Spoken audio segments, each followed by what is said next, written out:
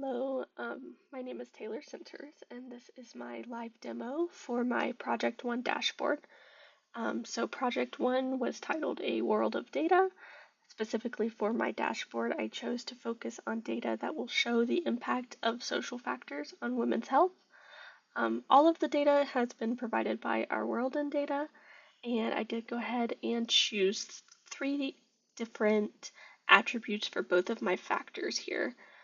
So for the social factors, I have the average years of schooling in women, the adolescent birth rate, and the women in tertiary education.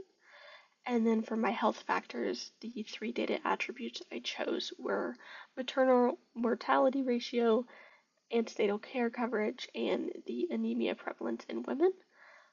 And then for all 6 of those data attributes, I source the data from the year 2000 all the way to the year 2020 to be able to show the difference as time has gone on as well. Moving into the general layout of my dashboard here, you can see I have this header up here with the title and where you have the UI menu to select which data factors you want to look at and which year you would like to look at. And then for the charts themselves, I did a pretty responsive CSS layout. That's 3 columns, 2 rows. So you can see in the top 2 slots up here, we have our maps. The bottom 2 slots down here, we have our histograms.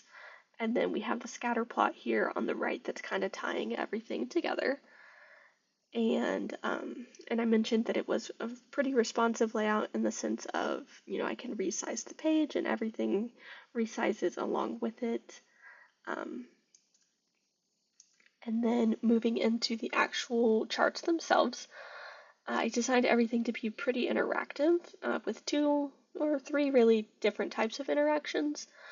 So for starters, we have the detail on demand tooltips, where you can hover over any country here on the maps to get the 2 different data attributes for that country, and then the same can be said for the scatter plot over here because each point corresponds to a country.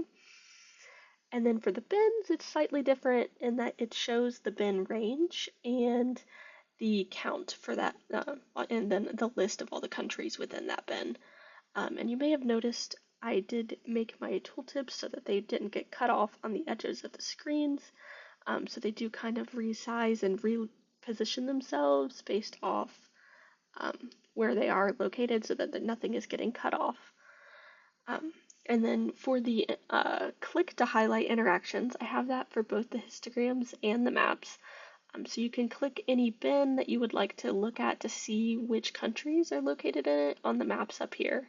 And then again, you can also see those points over on the scatter plot as well. And you can select bins from both histograms here, and it kind of pulls everything together.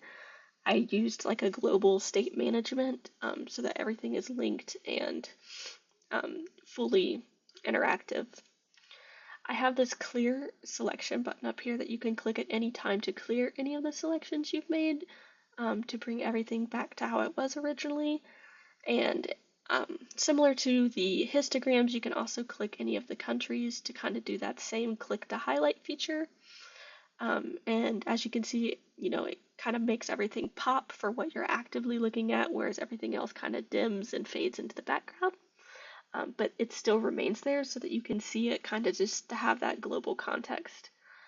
And then my final piece of interactivity is the brushing on the scatter plot. So anywhere on the scatter plot you'd like, you can go draw your 2D brush here to highlight whichever points you'd like, and then again you can see those countries on the map and which bins those countries are located in. And you can resize this at any time, you can move it around, you can click off of it to clear it, or again you could use the clear selection button up here as well.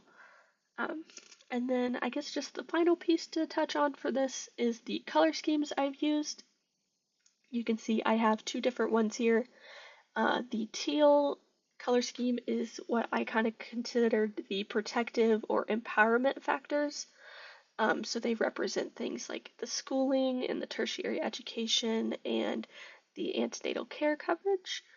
And then the orange color scheme that you saw is what I kind of considered my risk or physiological danger palette. So it is things like the maternal mortality ratio and the anemia prevalence and the adolescent birth rate. So that way it kind of was contrasting the empowerment factors versus the risk factors, in addition to the social factors and the health factors. And so yeah, that is my dashboard. Like I said, you have these UI menu up here. You can select anything. You can drag your year to see how, points are changing over the time. And again, you have all of the brushing and linking so that all 5 charts here are fully linked and able to interact with each other.